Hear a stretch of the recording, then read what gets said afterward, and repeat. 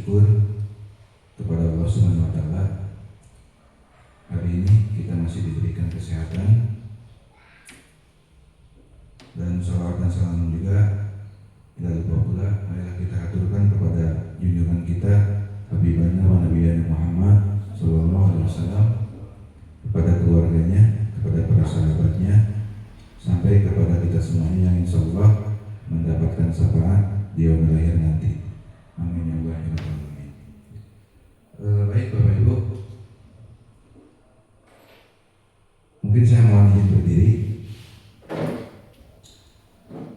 Kegiatan untuk pelatihan pembelajaran mendalam sudah selesai, sudah beres. Tapi di sini saya mempunyai bekal atau mempunyai tugas untuk melaksanakan pengimbasan kepada Bapak Ibu guru sekalian. Tapi bukan berarti pembelajaran mendalam atau pelatihan pembelajaran mendalam sudah selesai dilaksanakan, berarti belajar cukup dari sampai situ aja. Enggak, untuk belajar masih tetap harus diteruskan sampai kapanpun juga. Nah, di sini dari hasil prakegiatan pelatihan pembelajaran mendalam, saya diminta untuk membuat sebuah rencana tindak lanjut baru apa yang harus dikembangkan kembali di SDN Sindang 05. Makanya pada saat ini saya mengambil sebuah judul pendampingan berkelanjutan dan coaching klinik penyusunan instrumen penilaian. Jadi kita akan mempelajari penilaian-penilaian yang ada di dalam pembelajaran mendalam. Silakan next.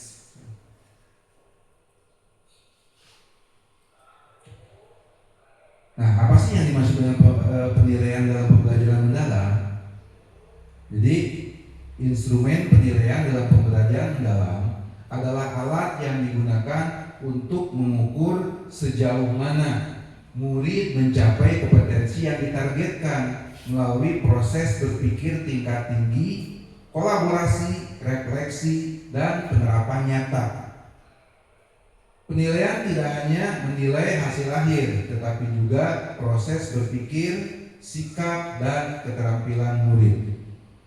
Jadi itu ya, pembelajaran mendalam pengertiannya. Kemudian jenis instrumen penilaian pembelajaran mendalam, ada berbagai jenis penilaian di dalam pembelajaran mendalam. Di sini ada 6 jenis instrumen. Yang pertama, rubrik kinerja atau performance rubrik. Fokus penilaiannya menilai proses dan hasil kinerja siswa dalam proses eksperimen, presentasi, dan lain-lain. Bentuk contohnya rubrik proyek, rubrik presentasi. Yang kedua, jurnal refleksi atau reflective jurnal. Fokus penilaiannya menilai kemampuan refleksi diri dan pemahaman konsep siswa. Bentuk contohnya jurnal pembelajaran harian atau mingguan.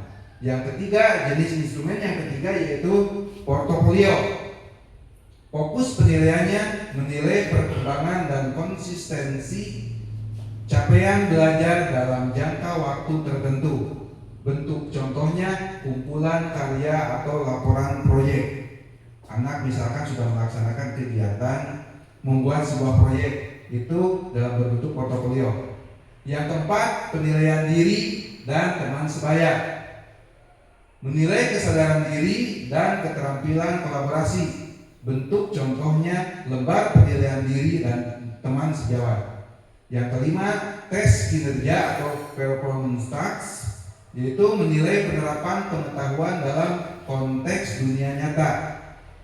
Bentuk contohnya itu studi kasus, simulasi, atau eksperimen. Dan yang terakhir, yang keenam, observasi terstruktur. Fokus penilaiannya menilai sikap, partisipasi, dan kerjasama selama proses belajar. Bentuk atau contohnya itu lembar observasi guru. Itulah ya 6 jenis instrumen pembelajaran mendalam. Prinsip penilaian pembelajaran mendalam yaitu berbasis autentik atau bermakna dan relevan dengan konteks nyata.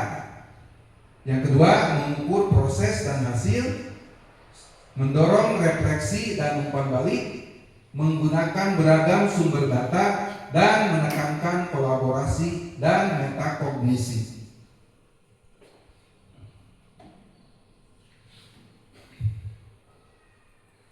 Nah, ini contoh format instrumen penilaian. Ini rubrik kinerjanya ya, untuk rubrik kinerja.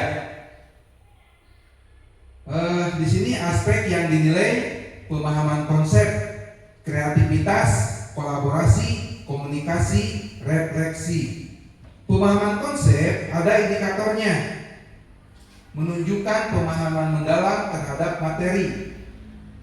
Kemudian ada skornya, skor 3 sangat baik, skor 4 sangat baik, skor 3 baik, skor 2 cukup, dan skor 1 kurang. Penilaian ini untuk ke setiap muridnya, ya. Kemudian kreativitas, menunjukkan ide dan solusi orisinal.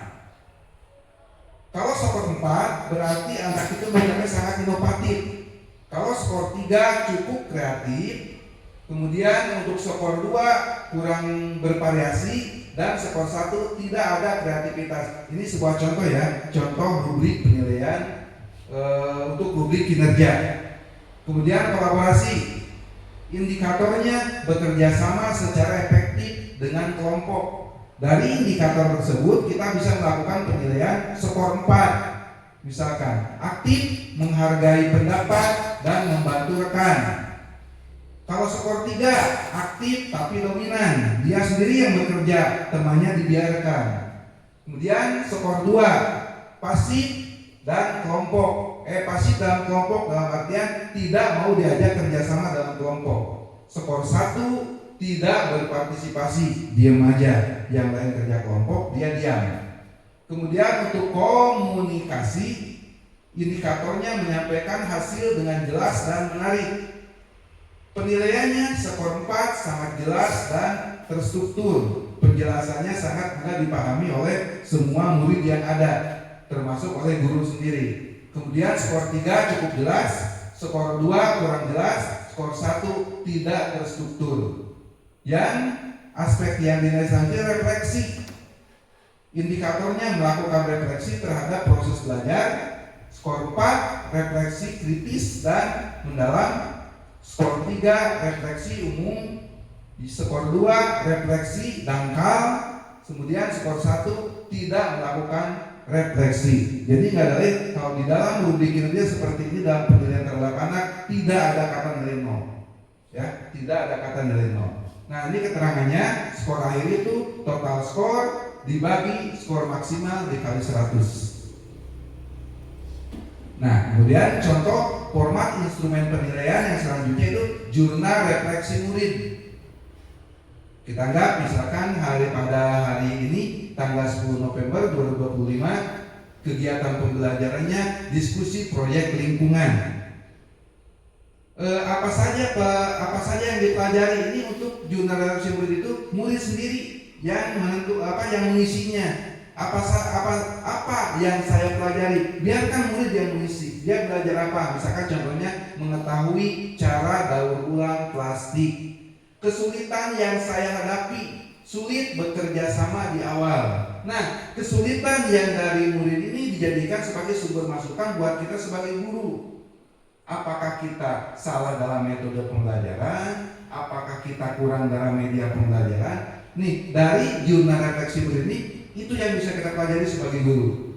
Kekurangan dan kelebihannya. Kemudian, bagaimana saya mengatasinya? Membagi peran dan komunikasi lebih baik. Ini contohnya ya.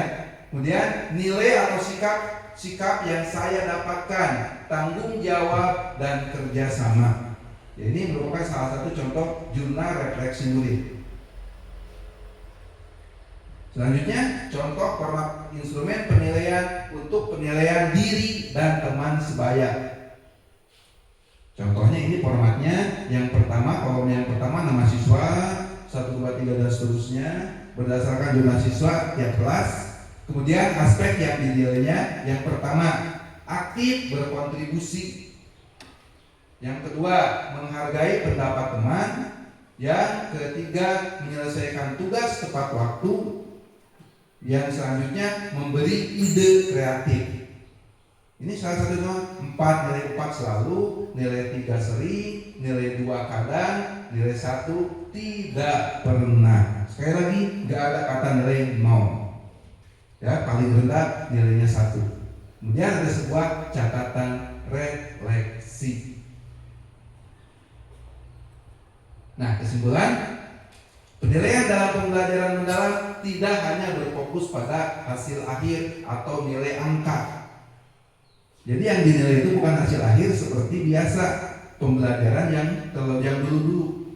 Jadi sekarang itu tetapi lebih menekankan pada proses belajar, pemahaman konsep, dan kemampuan berpikir kritis murid.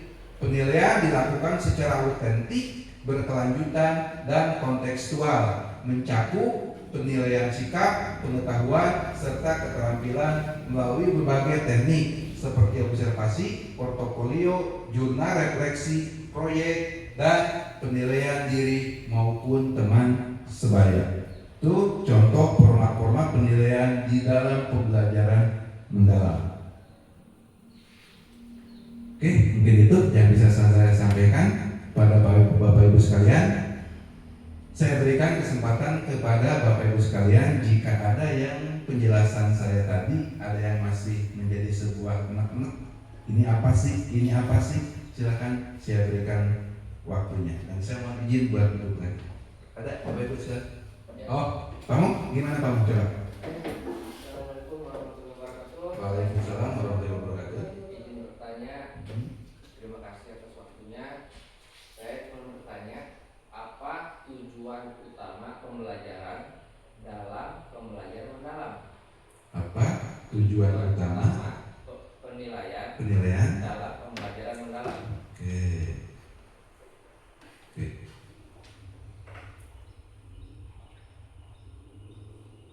Kita jawab satu-satu aja ya. Ya mungkin nanti ada yang bertanya lagi, kita satu-satu aja supaya nanti saya tidak bingung di dalam menjawab pertanyaannya. Oke, saya izin lagi berdiri lagi. Pertanyaannya sangat bagus dari kamu. Tadi beliau bertanya, apa tujuan utama penilaian dalam pembelajaran mendalam atau dalam PM? Berbicara masalah penilaian, dari dulu juga pasti kan penting yang namanya penilaian. Tanpa ada penilaian, kita bisa mengukur sejauh mana keberhasilan murid. Nah, tapi dalam pembelajaran mendalam, tujuan utama penilaiannya buat apa sih? Jadi tujuan utamanya itu untuk melihat perkembangan belajar murid secara utuh, tidak hanya hasil akhirnya. Jadi di dalam pembelajaran mendalam itu jangan hasil akhirnya aja, tapi dari awal proses pembelajaran, di kegiatan pembelajaran, dan hasil akhir pembelajaran juga itu harus ada semuanya. Jadi jangan hanya ketika melakukan evaluasi akhir saja, tapi ketika anak melakukan proses pembelajaran itu harus ada penilaiannya. Keaktifan anak dalam belajar, keaktifan anak di dalam kerjasama, keaktifan anak dalam komunikasi, itu harus ada penilaiannya sesuai dengan format yang tadi sudah dipaparkan tadi. Itu yang mungkin. Apa kamu udah jelas? Jelas, Pak. Oke, siap. Nah, itu pertanyaan dari kamu. Ada lagi Bu? Ya Pak. Ya, Bu Jana, coba Bu. Assalamualaikum warahmatullahi wabarakatuh. Waalaikumsalam warahmatullahi wabarakatuh. Terima kasih Pak. Saya izin bertanya Pak. Tidak Bu. Apa perbedaan antara penilaian tradisional dan penilaian dalam pembelajaran mendalam Pak? Oh, jadi mau Ibu minta bedakan antara perbedaan penilaian tradisional dan penilaian dalam pembelajaran mendalam. Oh iya. Apa tuh Pak bedanya? Jadi Ibu di pertanyaan Ibu itu kalau berbicara masalah tradisional berarti penilaian yang dulu kali ya. Ya. Karena sekarang itu penilaian pembelajaran mendalam seperti apa mungkin gitu ya perbedaannya. Oke baik Bu. Terima kasih atas pertanyaannya. Nah berbicara masalah tadi pertanyaan dari Bu Jana, perbedaan antara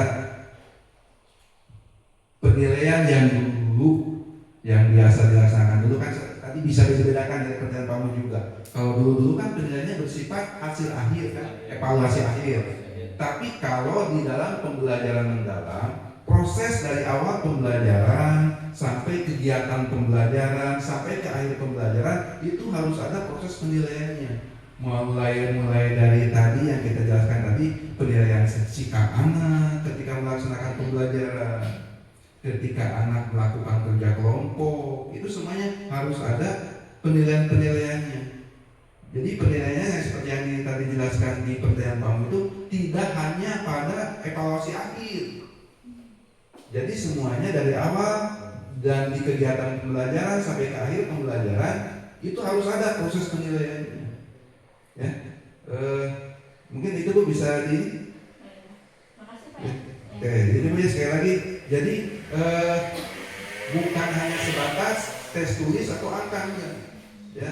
Jadi kalau misalkan anak di akhir evaluasi diberikan soal 10 misalkan gitu, bukan hanya fokus di situ aja, tapi ketika di dalam fokus awal pembelajaran, ketika proses pembelajaran itu harus ada proses penilaiannya di dalam pembelajaran mendalam.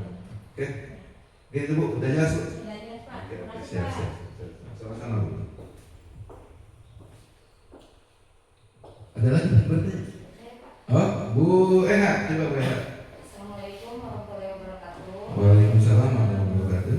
Izin bertanya Pak, Mhm. mengenai umpan balik. Mengapa penting umpan balik dalam penilaian pembelajaran mendalam? Mengapa umpan balik penting dalam penilaian pembelajaran mendalam? Di dalam kita ambil aja misalnya ya, pembelajaran mendalam ya. Di dalam pembelajaran mendalam umpan balik itu kenapa sih penting? Itu kan gitu ya kalau yang dibalikan. Nah gini Bu, apa saya duduk aja deh, saya duduk aja jawabnya. Nah kalau berbicara masalah tadi, masalah umpan balik, kenapa di dalam pembelajaran harus ada sebuah umpan balik seperti yang tadi saya jelaskan di paparan di depan. Umpan balik itu bisa dijadikan refleksi bagi guru di dalam pelaksanaan pembelajaran. Apakah ini kesalahan dalam metode pembelajaran, atau misalkan kekurangan dalam media pembelajaran, atau di dalam umpan balik juga ini bisa dijadikan sebagai apa ya, kesadaran diri atau self awareness. Jadi anak-anak itu misalkan mereka pada diri murid tersendiri, selain pada guru, pada murid juga itu muncul sebuah kesadaran diri. Kalau misalkan tadi di dalam pembelajarannya umpan balik tersebut, oh karena saya banyak kurang konsentrasi nih dalam pembelajarannya, atau misalkan anak itu sendiri menyadari kekuatan dan kelemahan yang dimiliki oleh anak tersebut.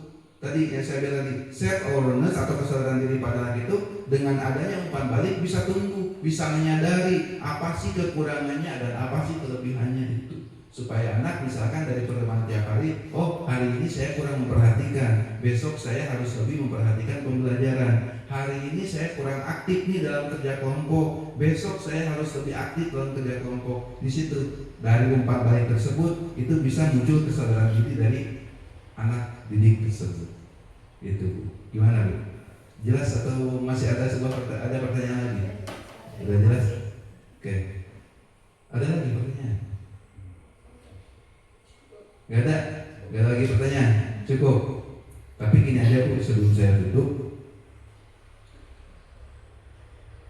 jika Bapak Ibu sekalian nanti ada pertanyaan, masih ada sebuah pertanyaan yang misalkan oh besok baru muncul sebuah pertanyaannya, apa sih yang berkaitan dengan masalah penilaian di dalam pembelajaran mendalam, saya masih tetap menerima, kita saling berkolaborasi. Yang Bapak Ibu guru masih belum pahami, nanti kita saling berbagi ya. Mungkin jika cukup hari ini, itulah mungkin tanggal 10 November hari Senin 10 November 2025, pengimbasan pra kegiatan pembelajaran mendalam berkaitan dengan judul yang tadi, bagaimana caranya untuk penilaian di dalam pembelajaran mendalam